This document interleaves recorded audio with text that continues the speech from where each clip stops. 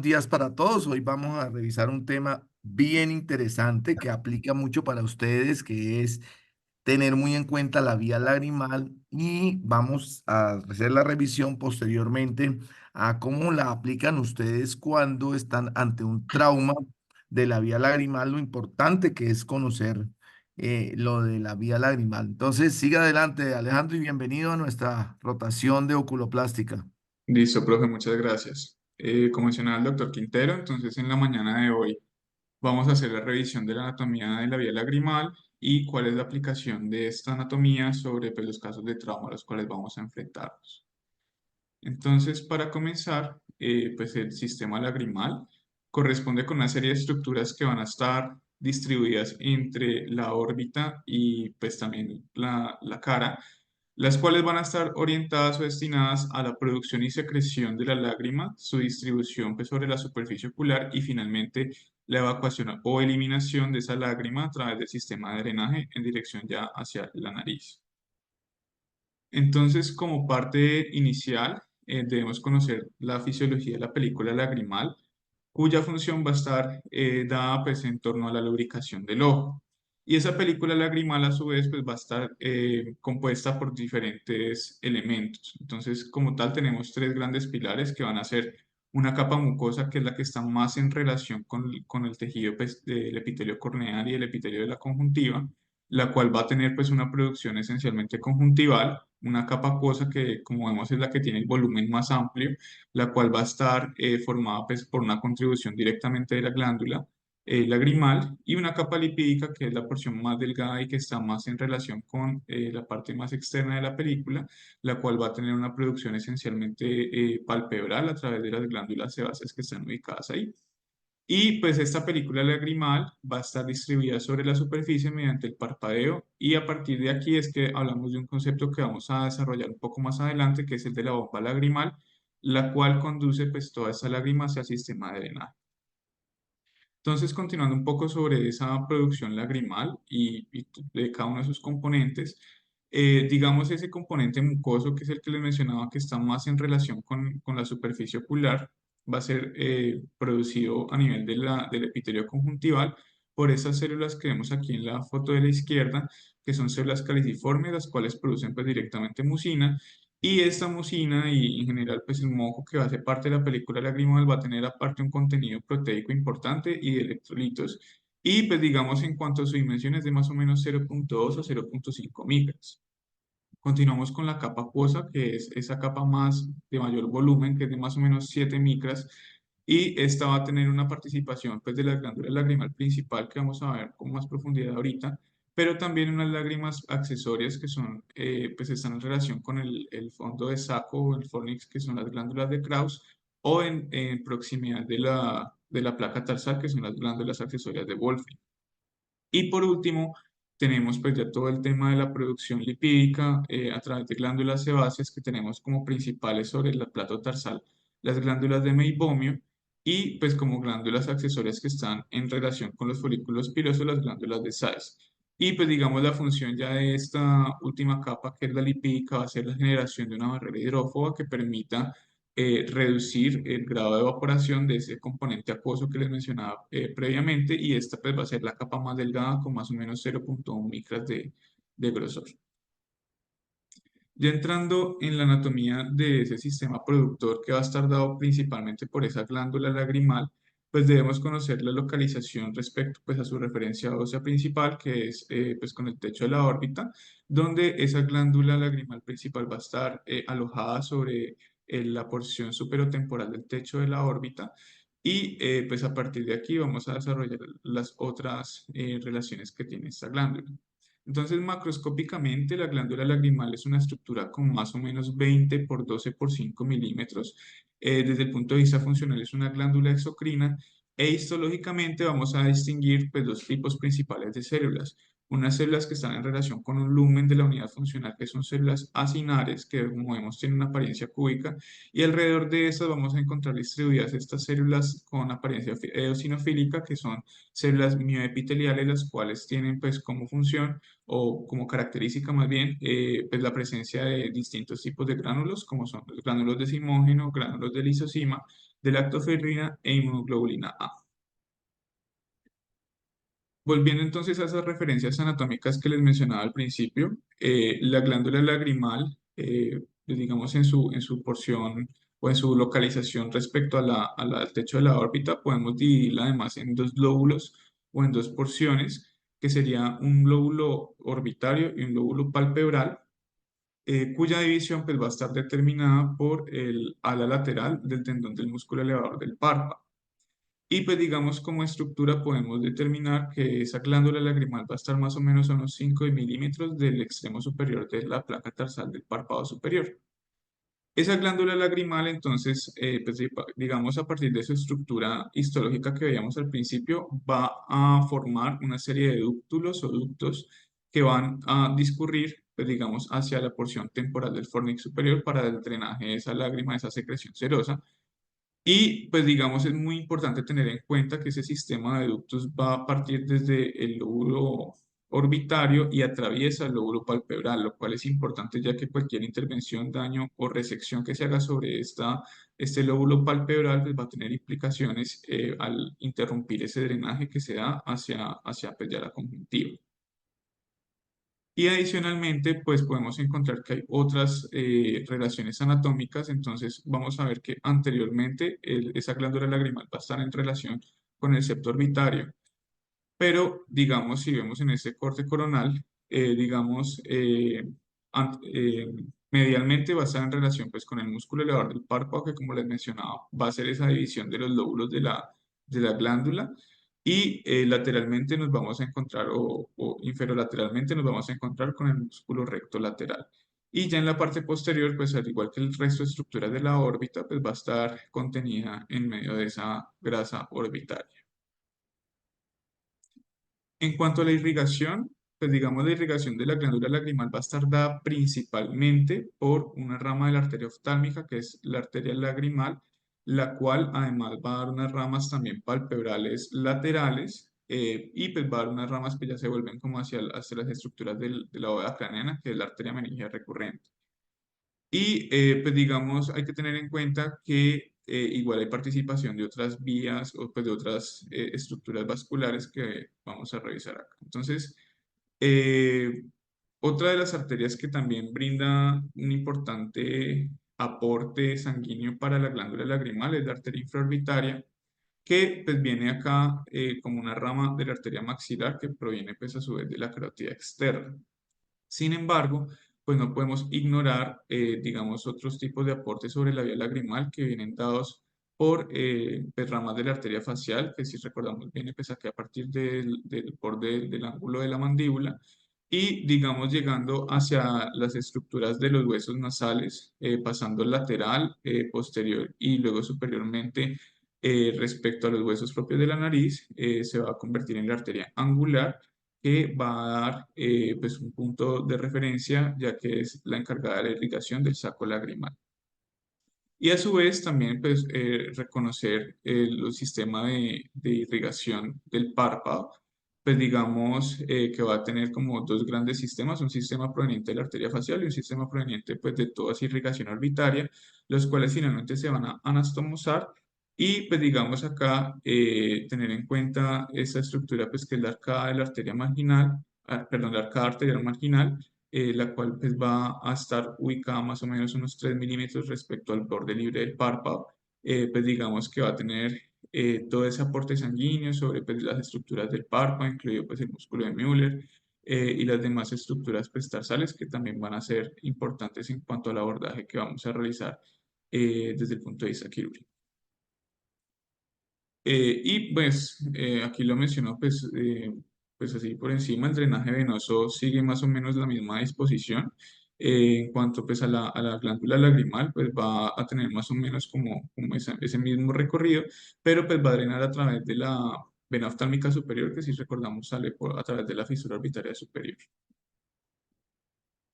Bueno, entonces continuando con la inervación, esa glándula lagrimal va a tener tres grandes componentes. Un componente parasimpático que va a estar dado pues, a partir de ramas del nervio facial por sus fibras preganglionares. Entonces, esas fibras preganglionares salen desde el nervio facial y van a ir a través del nervio petroso mayor hacia una estructura pues importante que es el ganglio pterigopalatino. A partir de aquí, entonces, salen las fibras postganglionares que van a tomar dos caminos grandes, que son a través del nervio cigomático y a través del nervio cigomático temporal. Y digamos, desde aquí también pues, existen unas fibras que son las de mayor interés, que van a discurrir hacia el ramo B1 o el nervio oftálmico, que finalmente pues, van a terminar en el nervio lagrimal, que es una de las ramas de esta división, que son las que inervan directamente la glándula lagrimal. Entonces, hablando de esas fibras parasimpáticas, estas van a ser pues, esencialmente las de carácter secretomotor. Continuando entonces con la inervación simpática, esta parte del ganglio cervical superior, esas fibras preganglionares van a irse hacia el plexo carotidio interno y desde ahí, pues a través del nervio petroso profundo, siguen el mismo camino hacia ese ganglio pterigopalatino. Y ahí van a tener exactamente el mismo recorrido que las fibras parasimpáticas para inervar finalmente a través del nervio lagrimal esa glándula lagrimal. Y pues un componente sensitivo que ya está dado pues directamente por esa inervación directa que tiene sobre el trigémino a través del ramo lagrimal del nervio oftálmico. Aquí pues es importante, toda esta inervación es la que explica ese reflejo, pues ese arco reflejo de la lagrimación cuando hay estimulación sobre la superficie ocular, pues digamos se estimula ese nervio trigémino a través del ramo B1 y esto lo que va a hacer es una activación pues, del núcleo salivatorio superior en el tallo y que finalmente pues estimula todas esas vías de las que hemos venido hablando. Ya entrando en el sistema de drenaje lagrimal, pues digamos empezamos con unas estructuras anexas que juegan papel dentro de esa motilidad o dentro de ese sistema de bombeo lagrimal, que son pues la carúncula y el pliegue semilunar. La carúncula pues es esta estructura ovoide que encontramos hacia el tercio medio o hacia el canto medial, la cual pues es una estructura formada básicamente por piel modificada que, digamos, comparte las características ya que tiene pues, presencia de glándulas sebáceas y también de cabello no pigmentado y además tiene una estructura contráctil ya que hay fibras de músculo liso. Y esto es importante puesto que hace parte de una estructura más grande, un grupo más grande de estructuras que es la fascia cápsulo-palpebral, donde pues están incluidos los retractores del párpado inferior y el recto medio. Y digamos, esas fibras que les mencionaba de músculo liso, mediante su contracción posteromedial e inferior, lo que hacen es que tienen el potencial para aumentar el poder de succión a nivel del punto lagrimal, que es como el punto de entrada de ese sistema de drenaje. Y el pliegue semilunar, pues ya es un pliegue de conjuntiva vulvar que está ligeramente por debajo y temporalmente respecto a esa carúncula. Y digamos, pues su importancia realmente es muy similar, también por ese tejido contráctil y este pues se ha considerado más es como un vestigio de un tercer párpado que tienen muchos de los animales. Ya entrando entonces propiamente en ese sistema de drenaje, comenzamos con los puntos y las papilas lagrimales. Aquí en esta imagen de la izquierda es simplemente para ilustrar que a simple vista esos puntos no son visibles. Para poderlos evaluar requerimos traccionar ligeramente el párpado, tanto inferior o superior, ya que estos van a estar más en contacto con el lago lagrimal. Y pues digamos estos puntos lagrimales tienen una elevación que ya corresponde pues con la papila lagrimal. Esos puntos, pues digamos, tienen unas relaciones respecto al canto medial. El punto lagrimal inferior va a estar más o menos a 6,5 milímetros, mientras que el superior va a estar más o menos a 6 milímetros respecto a ese canto medial. Y el diámetro del punto va a ser de más o menos 0,3 milímetros. Hay que tener en cuenta también pues que ese punto lagrimal inferior va a estar más en relación con el limbo esclerocorneal y eso es porque este punto va a estar y como tal la papila va a estar apoyado sobre el seno maxilar y digamos a lo largo del desarrollo y el crecimiento de los huesos de la cara pues digamos va a haber un crecimiento más pronunciado de este hueso, lo cual favorece que este punto lagrimal inferior esté más levantado. Entonces ya continuamos con el resto de la estructura del sistema de drenaje. Continuamos con los canalículos, que son estas estructuras alargadas que van a tener a su vez también dos porciones. Una porción vertical que tiene una pendiente mucho más pronunciada y una porción horizontal que va a ser una pendiente mucho más aplanada.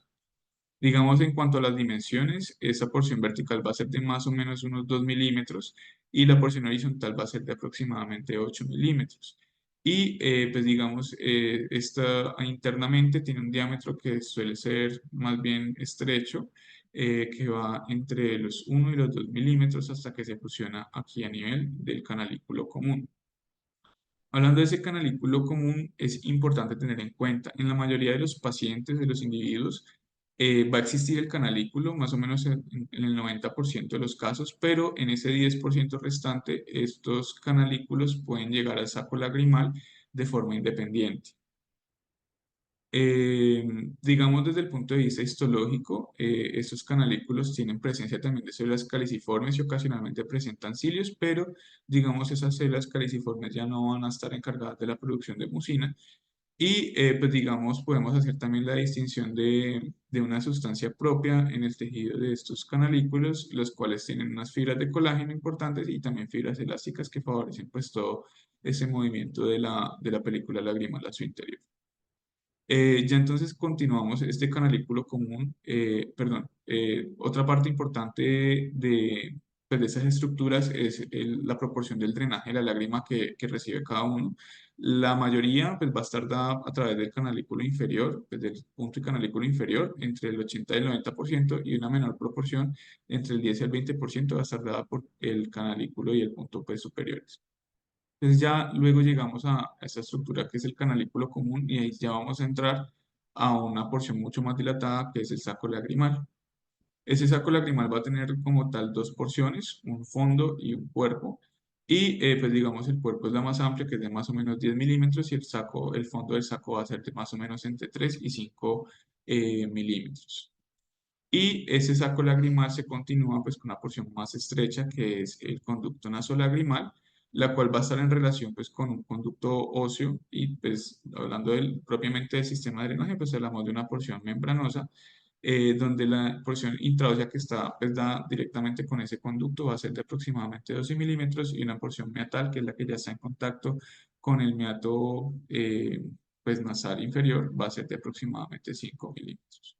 Entonces aquí vemos con mayor profundidad todas estas estructuras que les he ido mencionando y aquí aparecen también importantes unos sistemas que regulan pues también como ese flujo que es los sistemas valvulares. De importancia vamos a hablar de dos, pero igual vamos a mencionar las tres. Empezamos con la válvula de Rosenmüller, que va a estar ubicada pues entre la unión del canalículo común y con pues el saco lagrimal. Esta lo que va a evitar es, digamos, el reflujo de esas lágrimas desde el saco lagrimal hacia el ojo.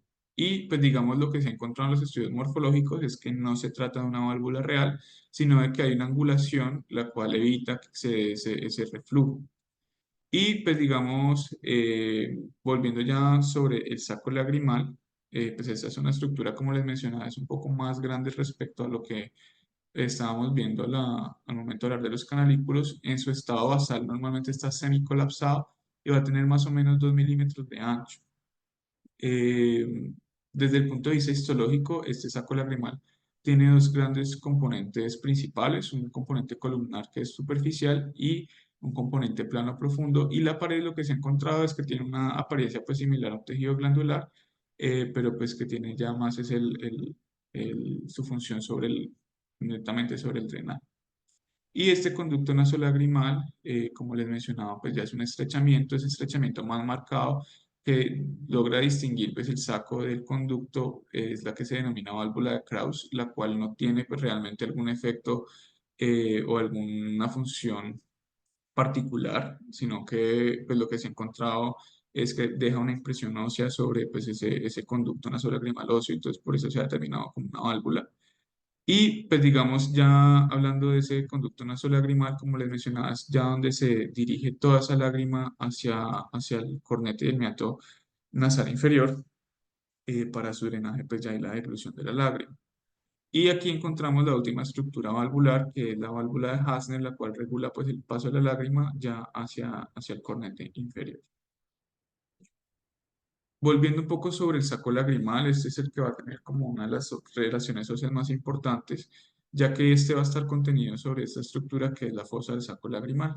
Esta va a estar pues ubicada a nivel de la pared media de la órbita y va a tener participación de dos huesos, el hueso lagrimal propiamente y el hueso maxilar pues a través de su proceso frontal. Y pues va a estar atravesado por esta sutura pues maxilolagrimal que dependiendo de qué tan posteriormente esté dispuesta, pues podemos hablar de una mayor participación del hueso lagrimal respecto del hueso maxilar respecto al hueso lagrimal. ¿Y eso qué implicación tiene? Pues el hueso maxilar va a tener pues mayor densidad, va a ser mucho más difícil atravesarlo en los momentos donde vamos a intervenir esa vía lagrimal. En cuanto a sus dimensiones, la fosa del saco lagrimal es de más o menos 16 milímetros de alto, un ancho de 4 a 9 milímetros y una profundidad de 2 milímetros. Y este pues va a tener pues unas dimensiones un poco más pequeñas en el caso de las mujeres. Y pues recordar, esta porción del hueso lagrimal es mucho más blanda y pues es fácil romperla durante los procedimientos de recanalización, por lo cual pues hay que tener bastante precaución.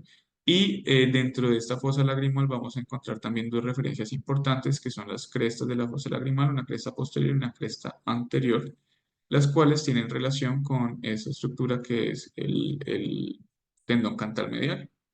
El tendón cantal medial entonces es un sitio de origen del músculo orbicular del ojo y pues este va a estar dispuesto aquí como vemos en las foticos de dos vientres o dos ramas, una rama posterior y una rama anterior, los cuales son importantes ya que estos rodean o abrazan ese conducto perdón, el saco lagrimal en su tercio superior. Entonces, pues aquí vemos cómo está la disposición ya con las demás estructuras, pues el septum orbital y las estructuras ya del párpado. Entonces, estas fibras de las ramas anterior y posterior se van a insertar sobre esas crestas anterior y posterior de la fosa del saco lagrimal. Y la implicación de esto es que mediante la contracción del orbicular en estas porciones, lo que hace es que ejerce presión sobre el saco lagrimal y adicionalmente sobre los canalículos que van a pasar por debajo de esa rama anterior del tendón palpebral medial.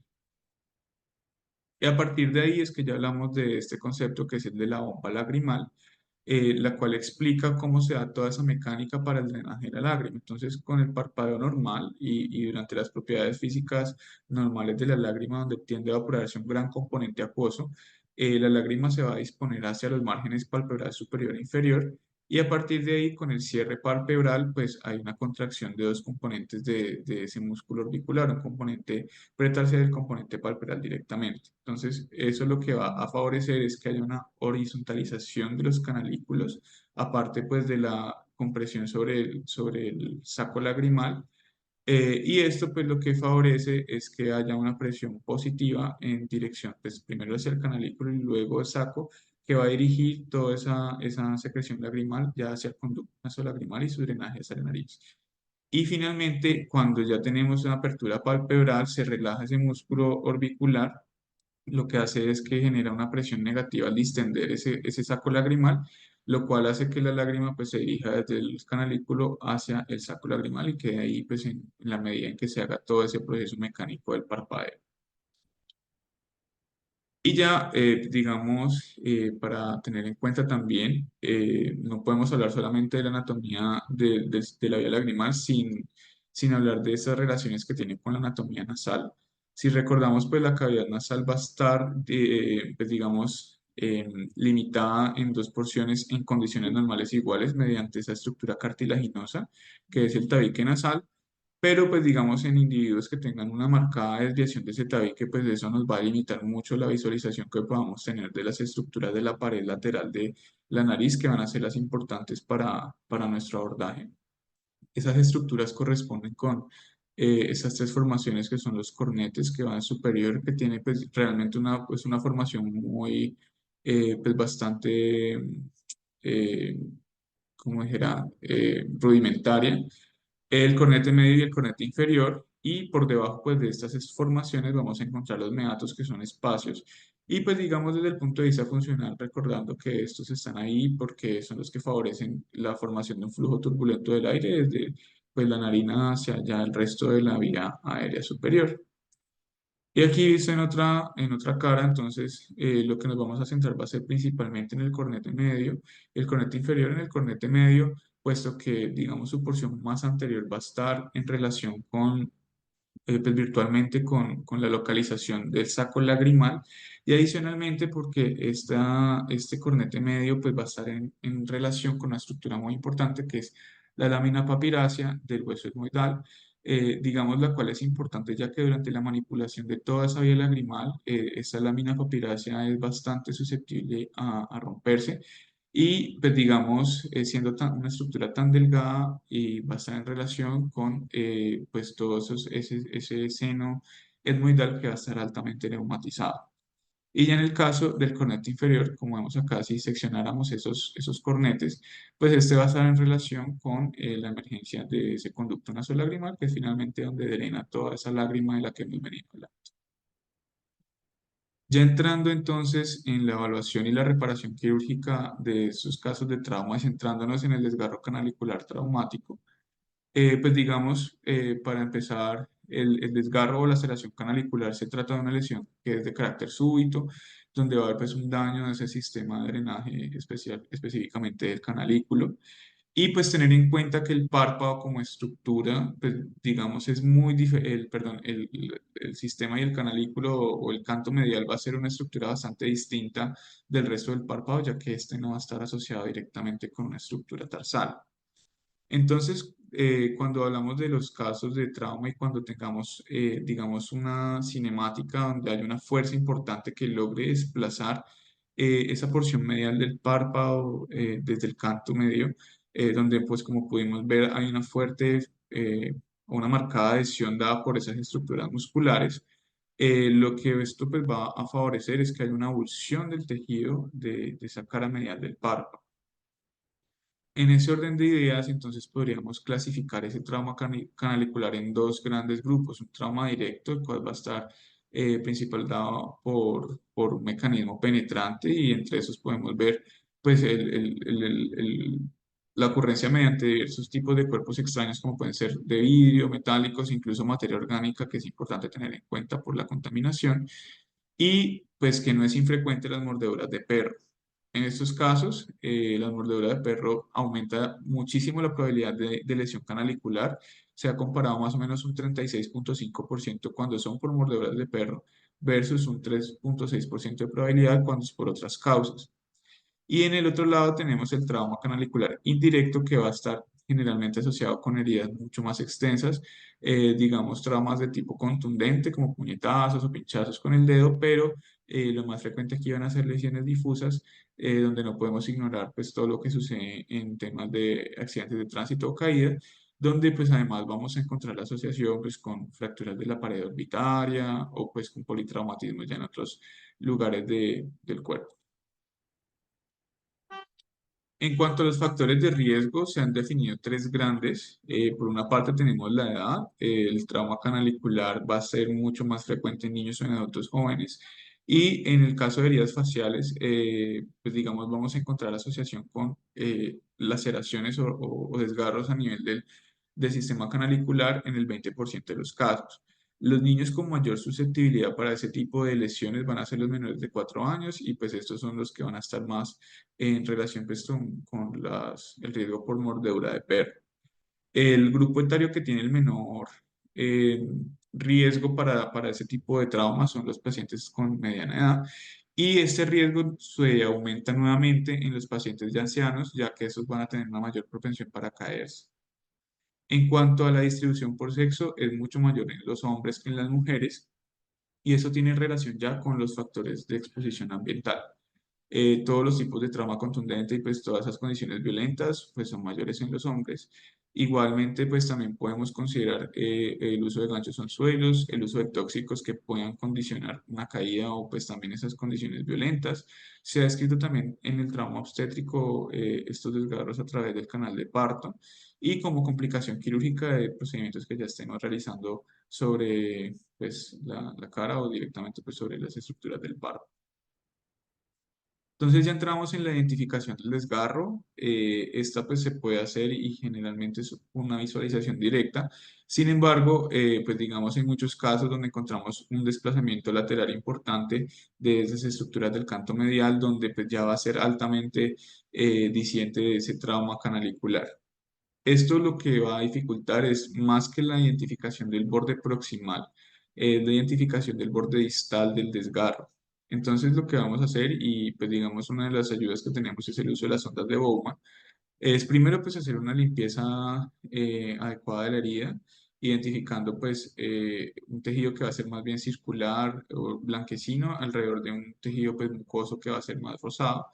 Y cuando eso no se logra identificar a pesar del uso pues de la sonda de Bowman, podemos pues valernos de otras ayudas como puede ser la inyección de fluoresceína o de aire a través del canalículo que esté intacto o pues que tenga el menor daño. Y lo que vamos a ver ahí pues va a ser como la aparición de unas burbujas o pues ya de la fluoresceína, pues ya con el uso de las luces de azul cobalto. Y otras ayudas que se han descrito, pues es el uso de una inyección de viscoelástico o felinefrina tópica, lo cual pues favorece que haya una constricción de los tejidos vasculares y también musculares que facilite la identificación del borde distal de ese desgarro. Entonces, cuando estamos evaluando estos pacientes, pues siempre hay que indagar o revisar las demás signos pues, que nos orienten a esas trauma facial múltiple y eso pues va a elevar mucho la sospecha de laceración canalicular y también pues considerar el riesgo de que existan heridas profundas. Eh, Todas estas heridas van a considerarse realmente heridas contaminadas y pues aquí es muy importante indagar por el estado de inmunización del paciente para determinar si requiere alguna clase de esquema antitetánico y también las alergias para el uso de los medicamentos antibióticos.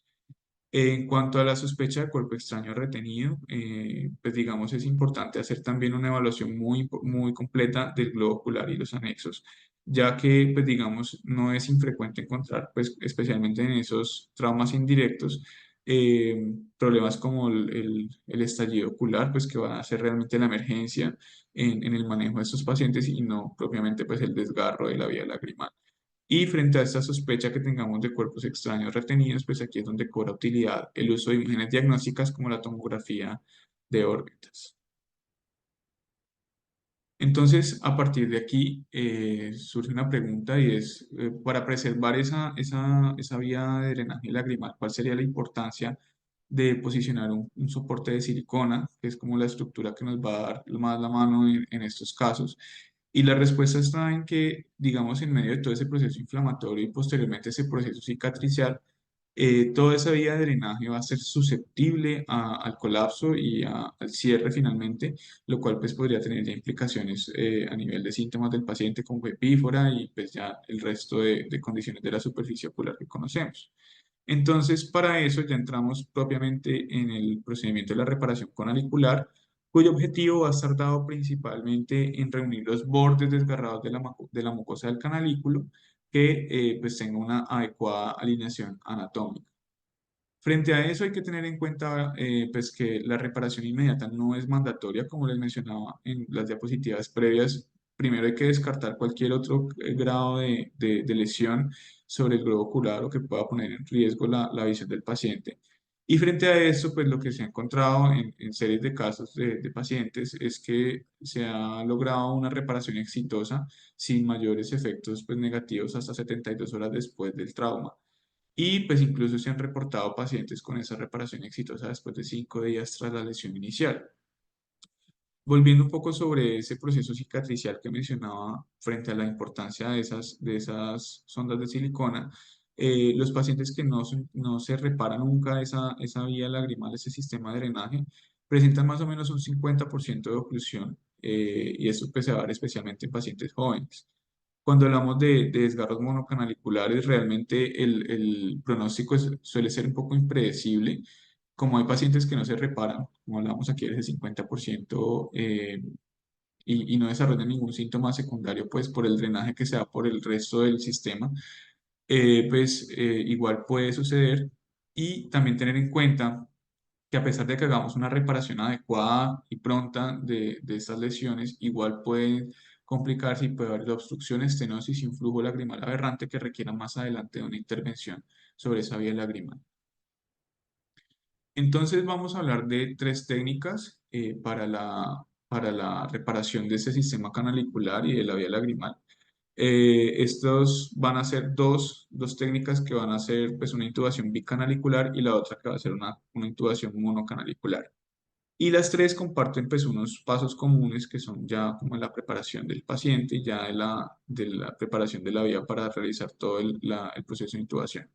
Entonces, pues iniciamos con la anestesia tópica para evitar molestias durante una irrigación inicial con solución salina para limpiar pues la mayor parte de partículas grandes que haya sobre la herida. Y vamos a limpiar pues, los bordes de la piel con una solución con alcohol para poder hacer la inyección de la anestesia local. Para eso vamos a utilizar la lidocaína y epinefrina entre el 1 y el 2%, lo cual aparte de su efecto anestésico, pues vamos a valernos de su efecto hemosático también. Y ya con el paciente pues, debidamente anestesiado, vamos a hacer la limpieza profunda y preparación con yodados al 5% para posteriormente pues, emplear el dilatador puntal que nos permite el paso de las diferentes sondas que vamos a ver. Entonces comenzamos con esta primera técnica de intubación bicanalicular que se realiza con este instrumento que es el soporte de Crawford.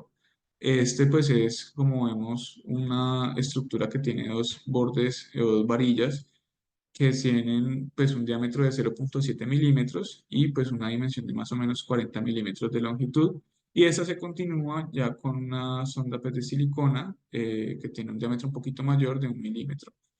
Y digamos en muchos de los que encontramos van a tener esta punta olivada que pues, favorece el paso de la varilla a través de los sistemas canalicular sin generar pues, mayor lesión o mayor pues, fricción que pudiera lesionar más ese canalículo.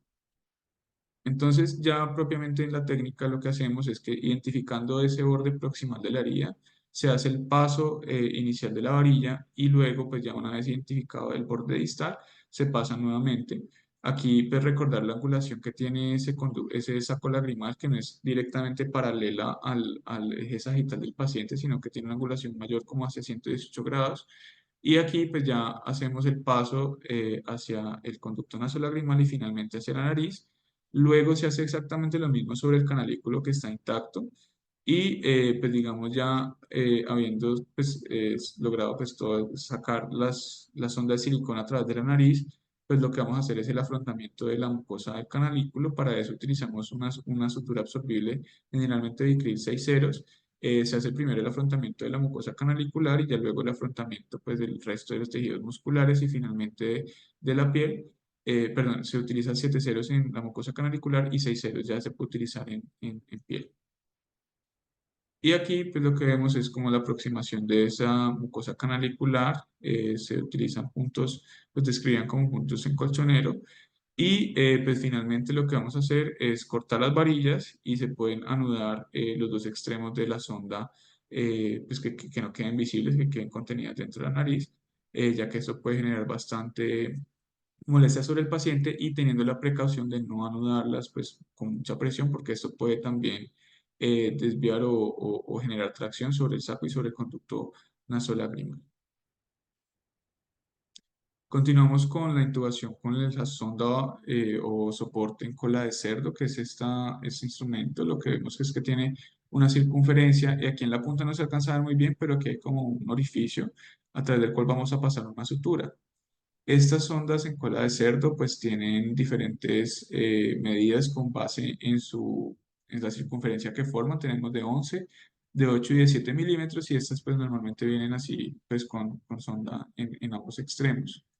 Entonces, hablando propiamente de la técnica que vamos a emplear, lo que se hace es que, pues, digamos, invirtiendo la disposición de la sonda, vamos a ingresarla a través del canalículo que está, del punto y el canalículo que están intactos, y se va a girar, pues, en sentido inverso, buscando, pues, que salga a través del borde distal del canalículo que está lesionado. Aquí hay que tener en cuenta y es que esta técnica es válida únicamente y pues que nos daremos cuenta realmente sobre la práctica cuando los pacientes tienen ese canalículo común. Entonces, recordando lo que les mencionaba, en ese 10% que tienen el ingreso por separado de los canalículos hacia el saco lagrimal, pues esta técnica no vamos a poderla realizar. Entonces, volviendo sobre ella, una vez obtenemos ese extremo de la sonda donde tenemos ese orificio, cuando sale por el borde distal del desgarro, lo que vamos a hacer aquí es que vamos a pasar una sutura generalmente de nylon pues digamos, lo que hacemos es devolver todo ese trayecto de la sonda en cola de cerdo para obtener nuevamente la sutura en el otro extremo y traccionamos hasta que tengamos pues solamente uno de los bordes de la sutura, dejando el otro pues a través del sistema canalicular. Y pues ya lo que hacemos después es que se puede hacer el mismo paso sobre el borde proximal del desgarro y vamos a cortar una sonda de silicona, la cual vamos pues a introducir a través de esa sutura de nylon. Entonces ya pues va a ser realmente es como una guía.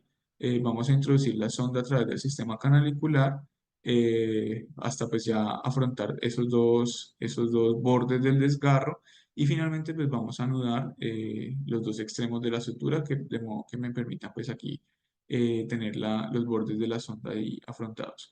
Y finalmente, pues hacemos lo mismo que en la técnica anterior de afrontar la mucosa del canalículo, la estructura pues, muscular del párpado lesionado y finalmente la piel. Y ya para finalizar, una vez ya tenemos afrontados todos esos tejidos, es que con una ayuda de una pinza, lo que hacemos es traccionar esa sonda para que esa unión o esa sutura que hicimos aquí, ese nudo, no quede expuesto, sino que quede aquí dentro de todo el sistema canalicular que ya reparamos. Y ya por último, tenemos la técnica para la intubación monocanalicular que se va a realizar con esta sonda que es una sonda mini monoca. Esta, pues digamos, particularmente cuenta con un collarete en su porción más proximal, la cual tiene, pues digamos, este cabezal de 2 milímetros que permite como dar mayor estabilidad sobre el punto lagrimal y pues ya luego se continúa con toda la sonda de silicona, como hemos venido hablando, que tiene en este caso pues un diámetro de 0,64 milímetros y pues digamos todo ese cabezal es de más o menos 40 milímetros. Y pues digamos en algunas formas que podemos encontrar esa sonda mínimo noca puede ser parecida al soporte de Crawford, con una punta, una varilla con una punta pues olivar, en los casos donde se pueda sacar a través también de la nariz. Entonces, para la técnica, normalmente como se realiza, no se utiliza la varilla ni nada, sino que se corta más o menos 10 milímetros de la porción desde la sonda y pues se hace la identificación del, del borde proximal del desgarro. A través de ahí, pues entonces se hace el primer paso de la sonda y pues vamos a ubicar todo ese cabezal sobre el punto lagrimal. Esto pues suele requerir un poco de tracción y tensión ahí. Y luego lo que se hace es que identificando muy bien el borde distal del desgarro, pues se pasa el borde de la sonda. Esto pues requiere muchas veces también de algo de presión porque pues digamos no tenemos ese soporte que teníamos en el caso de la técnica con el soporte de Crawford.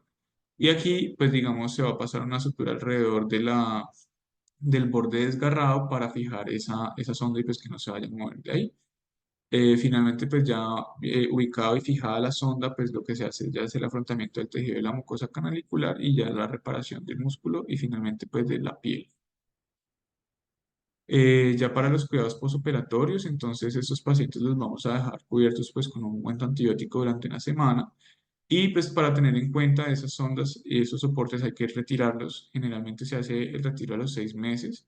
En el caso de la sonda en cola de cerdo, pues esa sonda de silicona lo vamos a hacer como los pasos inversos. Nuevamente traccionamos esa sondita de silicona para exponer el nudo que habíamos creado entre ambos extremos. Se corta y con una pinza pues se van a tirar ambas al tiempo. Y cuando tenemos estos prolapsos en los soportes de Crawford, pues normalmente por la incomodidad y digamos por lo que comparten esa anatomía con la nariz, pues cuando estos se van a prolapsar, normalmente hay que retirarlos en ese momento, ya que pueden traer más molestias para el paciente. Y listo, eso sería todo. No sé si hay alguna pregunta o comentario.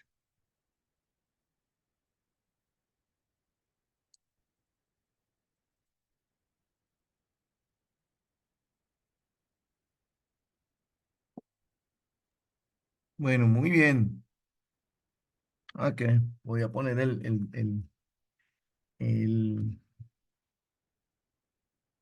¿cómo se llama? El audífono para poder hablar. Bueno, Alejandro, súper bien. ¿Alguna pregunta? Leoriana, Yeliana, ¿viste alguito de vía lagrimal mientras estuviste rotando, que terminaste la rotación la semana pasada? Sí, doctor, estuve en dos lácrimas con la doctora Dolmes, Ah, en dos. bueno. Bueno, ¿y alguno ha tenido la oportunidad de ver trauma de la vía lagrimal por mordedura de perro? ¿O por un puño? ¿O por una caída? ¿Que hayan tenido que repararla? Sí, doctora, a mí en una ocasión me tocó un niño con mordedura de perro. Una señora por mordedura de perro, perdón. Perfecto. ¿Y qué hicieron? Cuéntanos. Doc, pues usted la llevó a cirugía. Ella tenía, utilizamos, fueron el pigtail, Sí, claro. en cola de cerdo para poder hacer la reconstrucción del mismo. Y afortunadamente la señora quedó súper bien. Ah, bueno. Bien importante eso que estás diciendo, porque siempre que ustedes vean un trauma de cara, revisen el ángulo interno del ojo. A veces el paciente ya no llega suturado al servicio de oftalmología porque tuvo un trauma y simplemente lo mandan para revisión del ojo porque está con una hemorragia subconjuntival o el paciente está quejando de algo y uno no revisa bien el ángulo interno.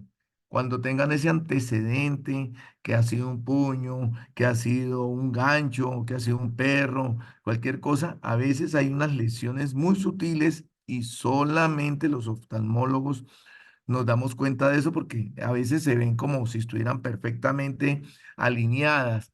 Y si no se hace la canalización inmediata, pues después es difícil, estos pacientes quedan con consecuencias a largo plazo, entonces tener muy en cuenta eso de revisar a la lámpara de hendidura siempre la vía lagrimal, donde usualmente en esa parte del trayecto entre el punto lagrimal y el canalículo, en canalículo superior e inferior puede haber una sección y ya vieron lo fácil que es de reparar. Entonces, muy importante emplear siempre la sonda de silicón. Ya vieron las tres opciones que tenemos.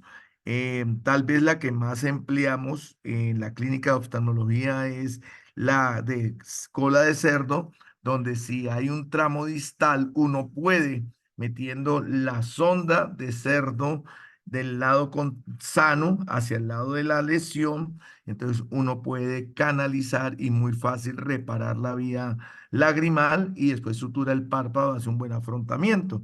Entonces tener muy en cuenta eso. Esa sonda pues se deja por varios semanas ahí, después se retira sin ningún problema, usualmente no le molesta al paciente. Bueno, ¿algún comentario? ¿Otro comentario?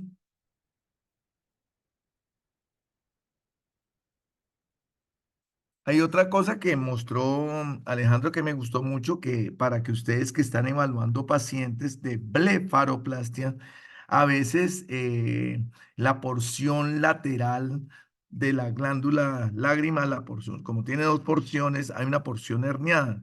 No sé si vieron lo claro que estaban los esquemas de las dos porciones para que cuando evalúen en una blefaroplastia que hay una mucha prominencia lateral, sospechar de una tosis de la porción de la glándula lagrimal. Entonces, esa hay que elevarla y corregir intraoperatoriamente la tosis de la glándula lagrimal. Me gustó mucho ese esquema. Quedó muy clarito. ¿Lo vieron? Sí, doctor. Sí. Bueno, entonces, ¿algún comentario más?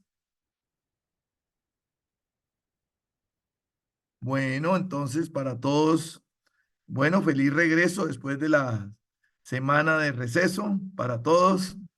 Chao, chao. Gracias, profe. Hasta luego.